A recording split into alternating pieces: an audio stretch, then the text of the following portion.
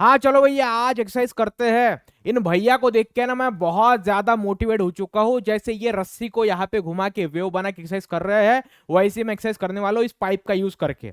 हाँ चलो सर, थोड़ी मेरी हेल्प कर दीजिए आप। इसको थोड़ा पीछे लेके जाइए, पीछे लेके जाइए सर। हाँ और थोड़ा पीछे, और थोड़ा पीछे। और अभी मैं इसकी वेव बनाऊंगा। हाँ थोड़ा सा सीधा पकड़ी। हाँ देखो इन भैया की तरह ही अपनी वेव यहाँ पे बन रही है। यस, और बहुत मजा आएगा इस एक्सरसाइज करने में। लेकिन बात यह है कि सर आप हमें आज ये वेव क्यों बता रहे हो? क्या वेव के बारे में कुछ एक्सरसाइज है आज? क्या वेव के बारे में कोई लेक्चर है आज? हाँ बिल्कुल सही सोचा आपने। जी हाँ बिल्कुल सही सोच रहे हैं आप। आज हम बात करने वाले हैं वेव के बारे में। कौन सी वेव? आज हम बात करेंगे साउंड के बारे में, साउंड वेव के बारे में। चलिए आज एक इंटरेस्टिंग चीज आपको दिखाने वाला हूं। जो टॉपिक आज का है वो है longitudinal wave and transverse wave. ये मैकेनिकल वेव के दोनों ही टाइप आज हम कंप्लीट करने वाले हैं, आज हम इसको कवर करने वाले हैं।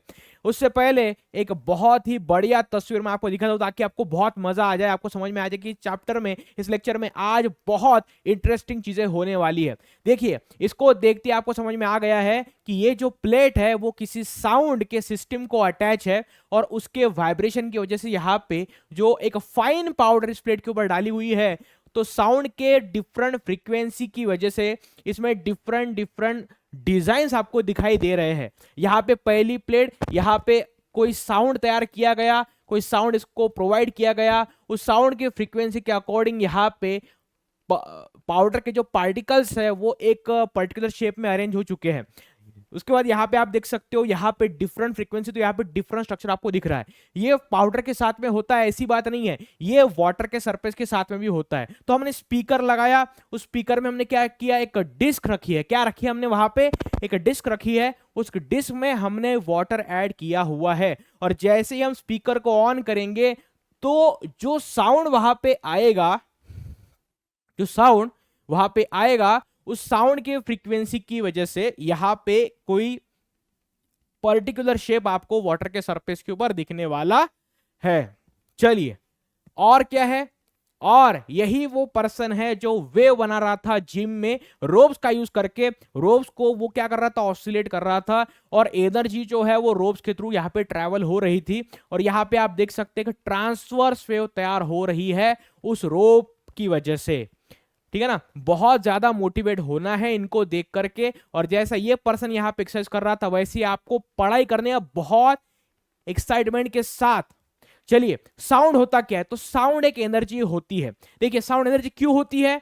देखिए आपने फूड कंज्यूम किया और आप बात कर रहे हो, तो अगर आप कहीं किसी जगह पे बैठे बैठे भी अगर कंटिन्यूअसली बात कर रहे हो, तो बात करने की वजह से भी आपको भूख लगने वाली है। क्योंकि जब आप साउंड क्रिएट कर रहे हो तो आपके अंदर की जो एनर्जी है वो एनर्जी यूज होती है वो साउंड क्रिएट करने के लिए।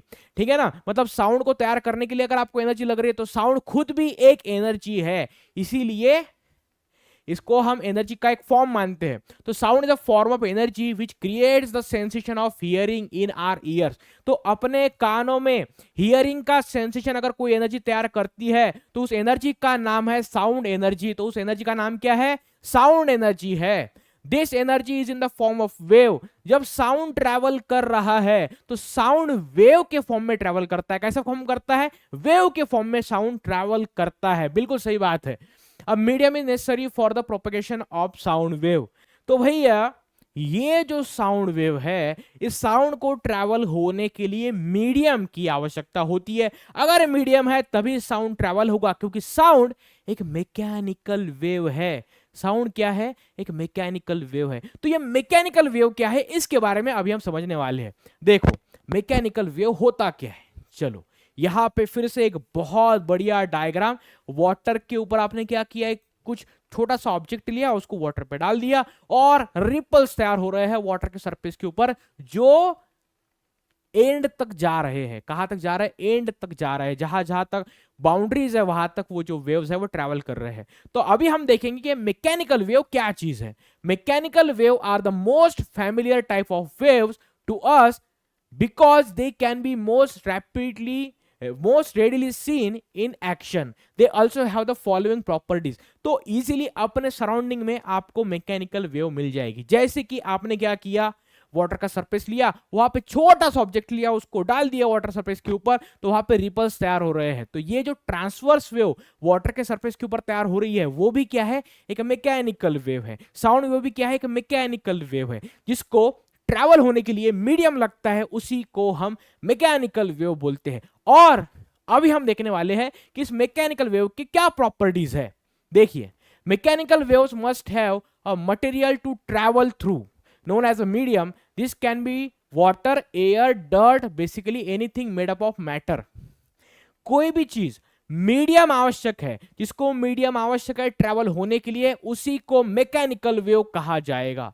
ठीक है ना। लाइट क्या है, एक इलेक्ट्रोमैग्नेटिक वेव है, इलेक्ट्रोमैग्नेटिक रेडिएशन है, तो उसको ट्रैवल करने के लिए मीडियम की आवश्यकता नहीं होती। लेकिन जो साउंड होता है, साउंड मैकेनिकल वेव है, और अगर साउंड मैकेनिकल वेव है तो उसको ट्रैवल करने के लिए मीडियम की आवश्यकता डेफिनेटली होगी।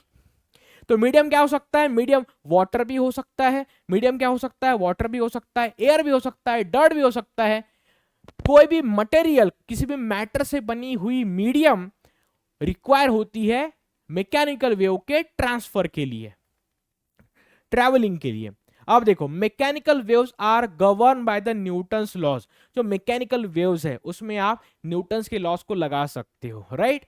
न्यूटन के लॉज को वहां पे लगा सकते हो। देखो, वहां पे एनर्जी ट्रांसफर हो रही है, पार्टिकल ऑसिलेट हो रहा है, तो ये सभी जो एनर्जी का ट्रांसफर का एक मैकेनिज्म है, वो आपको एकदम सिंपली वहां पे देखने को मिलेगा। Water waves and the sound waves are example of mechanical wave. Water के सरफेस के ऊपर जो ट्रांसवर्स वेव तैयार हुई, उसके बाद जो साउंड वेव तैयार हो रही है, ये दोनों ही मैकेनिकल वेव्स के एग्जांपल है। चलिए अगला पार्ट देखते हैं, बिना आपको कोई, ठीक है ना, कैसा होना चाहिए लेक्चर एकदम इंटरटेनिंग होना चाहिए भैया, ठीक है ना। अगर इंटरटेनमेंट है तो मजा आएगा। ऐसा फिजिक्स में इतना ज्यादा फन है कि तुम सोच भी नहीं सकते। एक थ्रिलर मूवी को देखने से ज्यादा मजा तुमको फिजिक्स पढ़ने में आएगा। चलिए, अब क्या हो रही है बात, ट्रांसवर्स वेव की बात हो रही है। यहां पे दूसरी बात हो रही है लॉन्जिट्यूडिनल वेव की, यहां पे बात हो रही है। तो ट्रांसवर्स वेव क्या होती है, transverse wave move through the medium up and down. Transverse wave move the medium up and down. A wave in a rope is a transverse wave. चलो, इन्होंने क्या बोला कि रोप में जो तैयार हो रही है वेव, वो वेव एक ट्रांसवर्स वेव है। देखिए, ट्रांसवर्स वेव क्या करती है, मीडियम को अप एंड डाउन ऑसिलेट करती है। कैसा ऑसिलेट करती है, अप एंड डाउन। देखो, यहाँ पे जो पर्सन है ये क्या कर रहा है, रोप को इस प्रकार से ऑसिलेट कर रहा है, इसको इस प्रकार से अप एंड डाउन घुमा रहा है। तो रोप यहाँ पे क्या हो गया, मीडियम हो गया आपके लिए। इस रोप के अंदर से वेव ट्रेवल हो रही है, तो ये कौन सी वेव है, ट्रांसवर्स वेव। क्योंकि इस ट्रांसवर्स वेव में जो पार्टिकल होता है, जो मीडियम होता है, वो अप एंड डाउन ऑसिलेट करता है। कैसा, अप एंड डाउन ऑसिलेट करता है। इसी को बोला जाता है ट्रांसवर्स वेव। क्या बोला जाता है इसको, ट्रांसवर्स वेव बोला जाता है, जिसमें medium up and down oscillate करता है। Very good. चलो, ये हो गई आपकी ट्रांसवर्स वेव।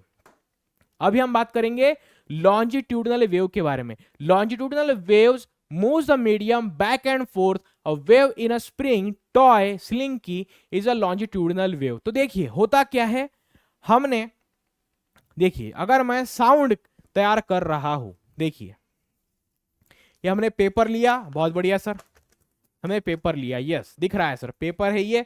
और अगर मैं यहां पे बात कर रहा हूं, यहां पे मैं बात कर रहा हूं, देखो तो ये लेयर है, एयर की लेयर है, ओके तो मैं कुछ बात करूंगा तो ये जो पेपर है वो क्या होने वाला है, ऑसिलेट होने वाला है। This paper will start oscillating when I will talk. अगर मैं बात करता हूं तो ये पेपर ऑसिलेट होगा, लेकिन कैसे होगा ये देखिए जरा, कि जब मैं बात कर रहा हूं तो मेरी जो साउंड यहां से निकल रहा है, तैयार हो रहा है, वो इस डायरेक्शन में जा रहा है, ठीक है ना, मेरे सामने की तरफ जा रहा है। जिस तरफ मेरा हेड है ना, जिस तरफ मैं देख रहा हूं, उस डायरेक्शन में जो साउंड है वो ट्रेवल कर रहा है। ओके, अब देखिए ये क्या है, ये मीडियम जो एयर है ना उसकी ये लेयर है मेरे सामने। तो अगर ये मेरे सामने है और ये क्या है उसकी मीन पोजीशन, यहां पे मैंने इसको पकड़ा हुआ, ये है उसकी मीन पोजीशन। तो अगर मैं बात करूंगा, अगर मैं बात कर रहा हूं, तो ये जो एयर की लेयर है ये पहले पीछे जाएगी, ओके। उसके बाद में आपको पता है inertia of rest, inertia of rest, हर एक बॉडी अपने जगह पर ही रहने की कोशिश करती है। तो अगर मैं बात कर रहा हूं तो ये एनर्जी जब इसको लगेगी, ये जो वेव इसको लगेगी, उसके बाद में ये जो लेयर है वो पहले पीछे जाएगी, ओके। लेकिन इनर्शिया ऑफ रेस्ट की वजह से ये अपनी जगह पर आने की कोशिश करेगी। लेकिन होता ये है इनर्शिया ऑफ मोशन, वो तो पहले रेस्ट में थी, पहले ये जो लेयर कैसी थी, रेस्ट में, उसके बाद वो पीछे गई और वहां से फिर से अपनी जगह पे आ रही है, ओके। किसकी वजह से आ रही है? इनर्शिया ऑफ रेस्ट की वजह से ये जो लेयर है वो फिर से अपनी जगह पे आ रही है। बिल्कुल सही बात है, बिल्कुल सही बात है। लेकिन ये जो वेव है वो मोशन में आ चुकी है। अगर वो मोशन में आ चुकी है तो वो यहां पे रुकेगी नहीं, यहां से वो आगे जाएगी, ओके। इनर्शिया ऑफ रेस्ट की वजह से वो अपनी जगह पे आने की कोशिश कर रही है, लेकिन इनर्शिया ऑफ मोशन की वजह से वो जो लेयर है वो मेन पोजीशन पे रुकेगी नहीं, वो थोड़ी सामने आ जाएगी। तो देखो मैंने कुछ बात की तो लेयर पीछे गई और उसके बाद फिर से अपनी जगह पे आ रही है, लेकिन यहां पे रुकेगी नहीं, यहां से आगे आएगी, उसके बाद में पीछे जाएगी। तो देखिए ऑसिलेशन कंप्लीट हुआ, 1 2 3 4, 1 2 3 4, है ना। तो ये जो लेयर है, ये जो एयर की लेयर है वो कैसे ऑसिलेट होगी? 1 2 3 4, ठीक है ना। कैसा है ऑसिलेशन, कैसा हो रहा है? अगर ये एयर की लेयर है तो ये कैसे ऑसिलेट होगी कि 1 2 3 4, 1 2 3 4, समझ में आ रहा है? ऑसिलेशन हो रहा है। तो 1 2 3 4। तो देखिए लॉन्जिट्यूडनल वेव में जो मीडियम होता है वो बैक एंड फोर्थ ऑसिलेट करता है। कैसे करता है? Back and fourth. Transverse wave में जो मीडियम है वो अप एंड डाउन ऑसिलेट करता है, लेकिन लॉन्जिट्यूडनल वेव में जो मीडियम होता है वो बैक एंड फोर्थ ऑसिलेट करता है, ओके। समझ में आ रहा है? मतलब साउंड जा रहा है इस डायरेक्शन में, उसी डायरेक्शन में ये क्या कर रहा है?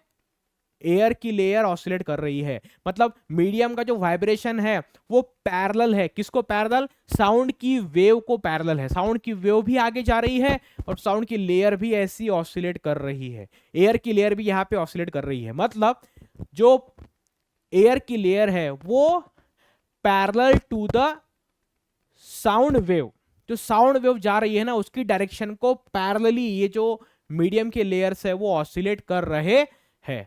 तो यहां पे लॉन्जिट्यूडनल वेव और यहां पे लिए अपने ट्रांसवर्स वेव। चलो आगे बढ़ते हैं। अब हम देखते हैं कि ये ट्रांसवर्स वेव में और लॉन्जिट्यूडनल वेव में क्या डिफरेंस होता है। तो देखिए जो ट्रांसवर्स वेव होती है, देखो यहां पे ऐसा क्रेस्ट एंड ट्रफ आपको दिख रहा है। अप एंड डाउन मीडियम के जो पार्टिकल्स है वो ऑसिलेट कर रहे हैं, ओके। ऐसे वो मीडियम के पार्टिकल जो है वो ऑसिलेट कर रहे हैं। चलो कैसे ऑसिलेट कर रहे हैं? अप एंड डाउन ऑसिलेट कर रहे हैं।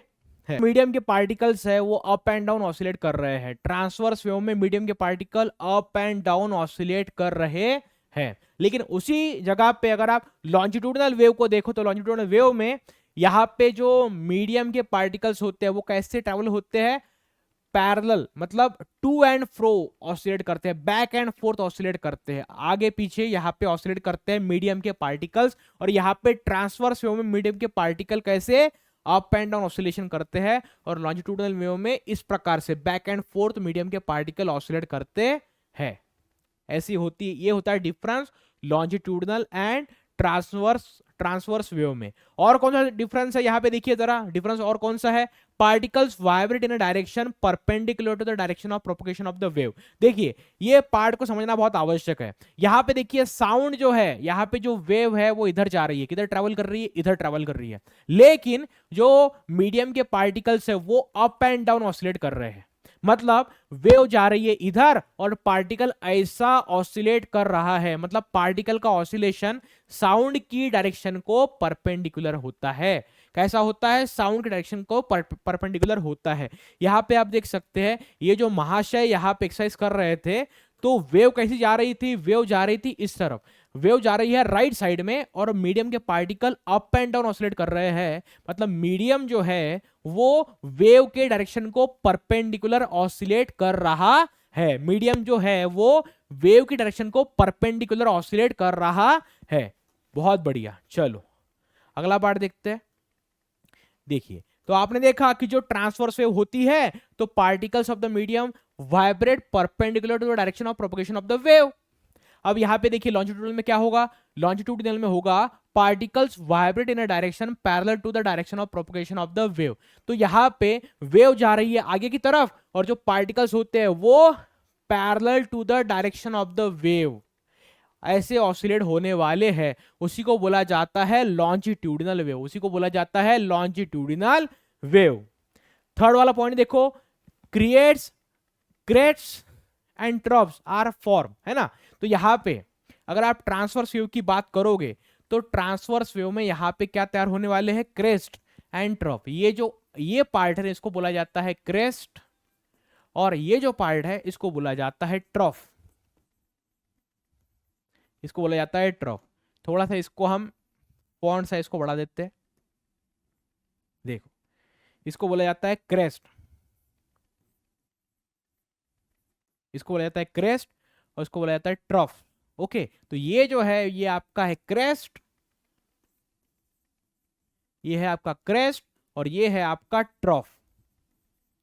तो क्रेस्ट और ट्रफ ये होते हैं, क्रेस्ट और ट्रफ जो होते हैं वो तैयार होते हैं ट्रांसवर्स वेव में। और अगर आप लॉन्जिट्यूडिनल वेव की बात करें तो लॉन्जिट्यूडिनल वेव में क्या तैयार होता है, कॉम्प्रेशन एंड रेयरफैक्शन। ओके, क्या तैयार होता है, कॉम्प्रेशन एंड रेयरफैक्शन। देखिए मतलब कॉम्प्रेशन कैसे तैयार होगा, कॉम्प्रेशन देखिए, ये देखिए ये है आपकी ट्रांसवर्स वेव। इस ट्रांसवर्स वेव में यहां पे आपको क्या दिखेगा, यहां पे आपको दिखेगा क्रेस्ट और यहां पे आपको दिखेगा ट्रफ। ओके, और देखिए यहां पे देखिए यहां पे लॉन्जिट्यूडिनल वेव में यहां पे तैयार हुआ कॉम्प्रेशन और यहां पे तैयार हुआ रेयरफैक्शन, यहां पे तैयार हुआ रेयरफैक्शन। तो ये जो कॉम्प्रेशन है, ये जो यहां पे कॉम्प्रेस पार्ट दिख रहा है इसी को हम बोलेंगे कॉम्प्रेशन, इसी को हम कॉम्प्रेशन बोलेंगे। और ये जो पार्ट है इसी को बोला जाएगा रेयरफैक्शन, इसको बोला जाएगा रेयरफैक्शन। यस, एक कॉम्प्रेशन, एक क्रेस्ट एंड ट्रफ और एक कॉम्प्रेशन रेयरफैक्शन, ऐसा आपको यहां पे दिखेगा। ये है आपकी लॉन्जिट्यूडिनल वेव, ये जो है आपकी वो है लॉन्जिट्यूडिनल वेव, लॉन्जिट्यूडिनल वेव। और ये है आपकी ट्रांसवर्स वेव, ये है आपकी ट्रांसवर्स वेव,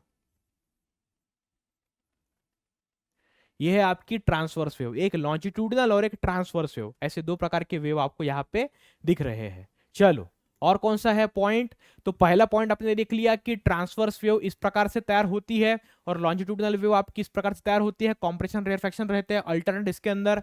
और ट्रांसवर्स वेव में क्या होता है, पार्टिकल जो होते हैं वो साउंड की वेव की डायरेक्शन को परपेंडिकुलर ऑसिलेट करते हैं, और लॉन्जिट्यूडिनल वेव में जो पार्टिकल्स होते हैं वो साउंड की वेव को पैरेलली वहां पे ऑसिलेट करते हैं। एकदम सही बात है।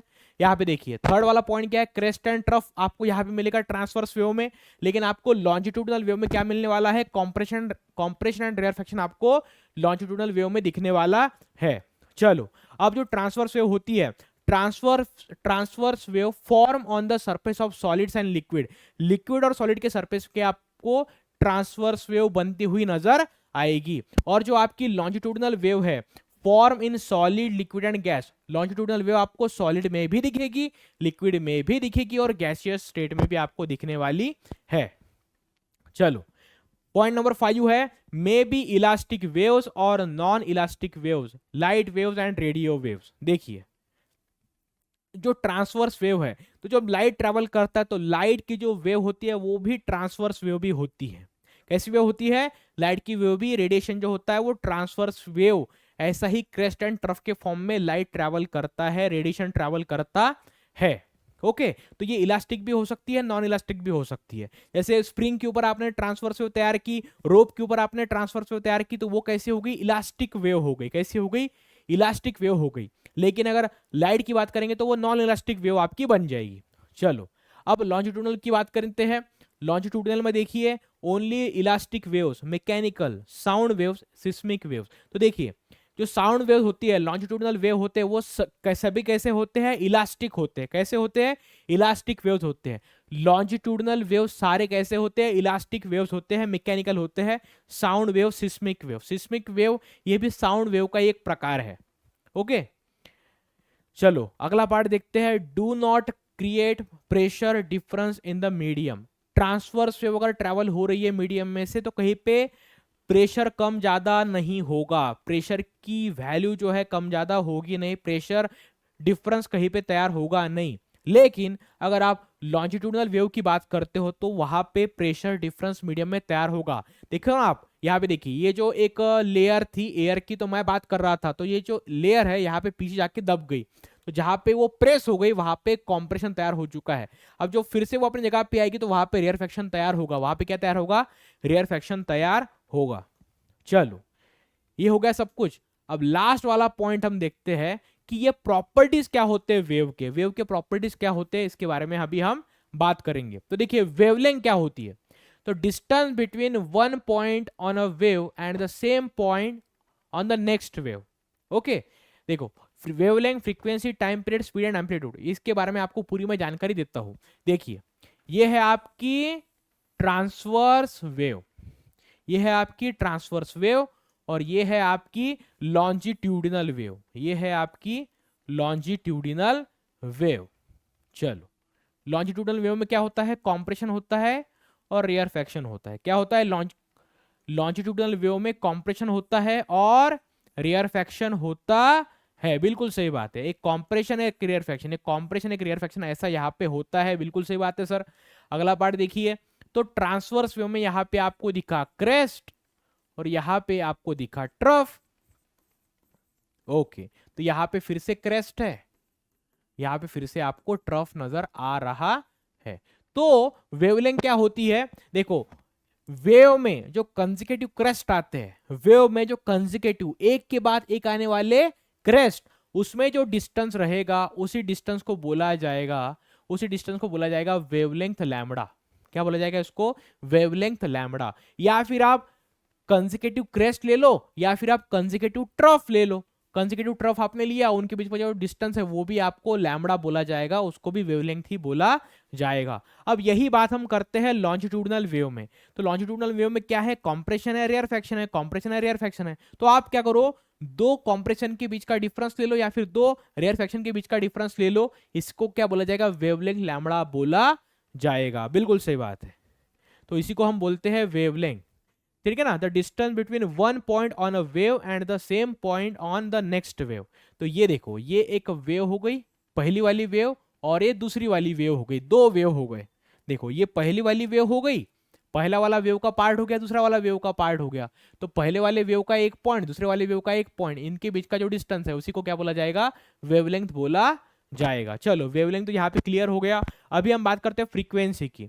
How many waves go past a point in 1 second measures in hertz, उसको बोला जाएगा फ्रीक्वेंसी। देखिए ये तो हमने बात की, किसकी बात की? हमने यहाँ पे वेवलेंथ की बात की है, यहाँ पे हमने वेवलेंथ की बात की। अभी हम बात करते हैं, किसकी बात करेंगे? अभी हम बात करेंगे फ्रीक्वेंसी की। फ्रीक्वेंसी क्या होता है? देखिए ये है आपकी ट्रांसवर्स वेव जो मीडियम में से ट्रेवल हो रही है।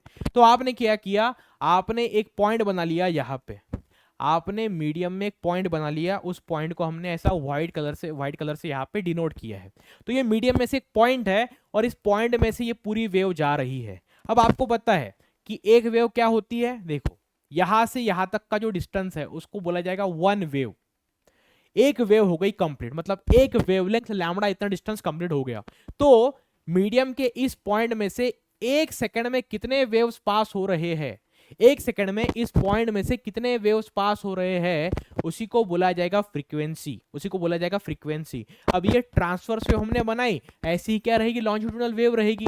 लॉन्जिट्यूडिनल वेव में देखिए एक कॉम्प्रेशन और एक रेयरफेक्शन मिला करके एक वेवलेंथ तैयार हो जाएगी, और ऐसे कितने वेव्स एक पॉइंट में से ट्रेवल हो रहे हैं एक सेकंड में, उसी को फ्रीक्वेंसी बोला जाएगा। अगर 10 वेव्स पास हो रहे हैं, 10 वेव्स पास हो रहे हैं इन 1 सेकेंड, इन 1 सेकेंड, 10 वेव्स अगर पास हो रहे हैं एक सेकेंड में, 10 वेव्स अगर पास हो रहे हैं एक सेकेंड में, तो उसी को क्या बोला जाएगा? तो उसकी फ्रीक्वेंसी जो होगी, उस फ्रीक्वेंसी को बोला जाएगा 10 हर्ट्ज, उसको बोला जाएगा 10 हर्ट्ज, 10 हर्ट्ज। ओके, ऐसे अगर 100 वेव्स पास हो रहे हैं एक सेकेंड में तो उसको बोला जाएगा 100 हर्ट्ज, इसी को फ्रीक्वेंसी बोला जाता है। चलो फ्रीक्वेंसी हो गया। अब बात करेंगे टाइम पीरियड की। अब हम बात करेंगे टाइम पीरियड की। देखो टाइम पीरियड क्या होता है, तो यहां पे तो हमने फ्रीक्वेंसी की बात कर ली, यहां पे तो हमने फ्रीक्वेंसी की बात कर ली। चलो अगले पेज पे हम देखते हैं कि टाइम पीरियड क्या होता है। अगले पेज पे हम देखेंगे कि टाइम पीरियड होता क्या है। तो टाइम पीरियड क्या होता है, देखो आपको पता है कि ये एक वेव है, ये ऐसी वेव ट्रैवल हो रही है। तो देखिए ये जो डिस्टेंस है, एक क्रेस्ट और एक ट्रफ मिला करके ये जो डिस्टेंस है उसको बोला जाता है वेवलेंथ लैम्बडा। क्या बोला जाता है उसको, वेवलेंथ लैम्बडा। और मीडियम में से एक पॉइंट यहाँ पे है, मीडियम में से जो एक पॉइंट यहाँ पे है, उस एक पॉइंट में से एक वेव को पास होने के लिए जो टाइम लगता है, इस एक पॉइंट में से एक वेव को पास होने के लिए जो टाइम लगता है उसी को बोला जाता है टाइम पीरियड। ओके, इस एक पॉइंट में से एक वेव को पास होने के लिए जो टाइम लगता है उसी को बोला जाता है टाइम पीरियड। ओके, उसी को टाइम पीरियड बोला जाएगा। चलो ये हो गया। इसके बाद हम बात करेंगे किसकी, इसके बाद हम स्पीड की बात करेंगे। ओके, एक है स्पीड और एक है वेवलेंथ एम्पलीट्यूड। अभी हम एम्पलीट्यूड की भी बात कर यहाँ पे कर लेते हैं। ये एम्पलीट्यूड क्या होता है, एम्पलीट्यूड। चलो एम्पलीट्यूड की हम यहाँ पे बात करते हैं कि एम्पलीट्यूड क्या होता है।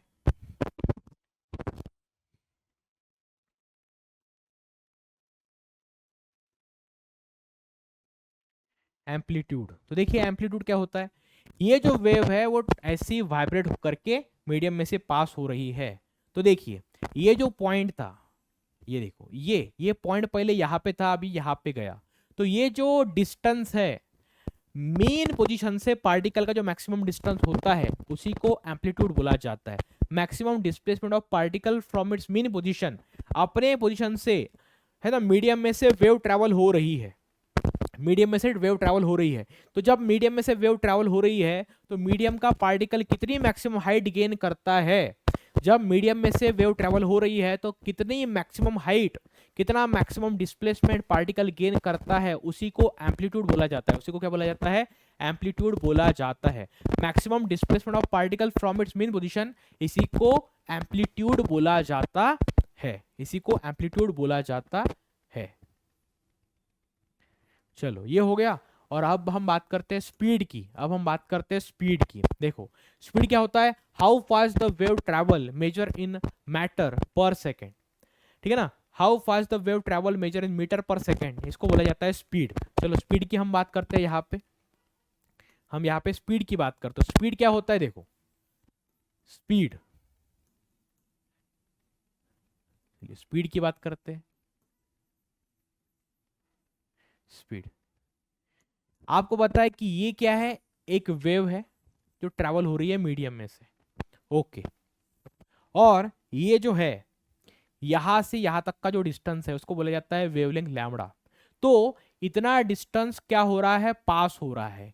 कितने टाइम में पास हो रहा है, टाइम पीरियड टी में पास हो रहा है। आपको पता है कि इतने डिस्टेंस को एक पॉइंट में से ट्रैवल होने के लिए जो टाइम लगता है उसी को बोला जाता है टाइम पीरियड टी, उसी को बोला जाता है टाइम पीरियड टी। तो जो वेलोसिटी ऑफ वेव या फिर जो स्पीड ऑफ वेव होती है, जो वेलोसिटी ऑफ वेव होती है, वेलोसिटी ऑफ वेव, तो यहां पे आपको लिखना पड़ेगा डिस्टेंस अपॉन टाइम, यहां पे आपको लिखना पड़ेगा डिस्टेंस अपॉन टाइम, ऐसा आपको यहां पे लिखना पड़ेगा।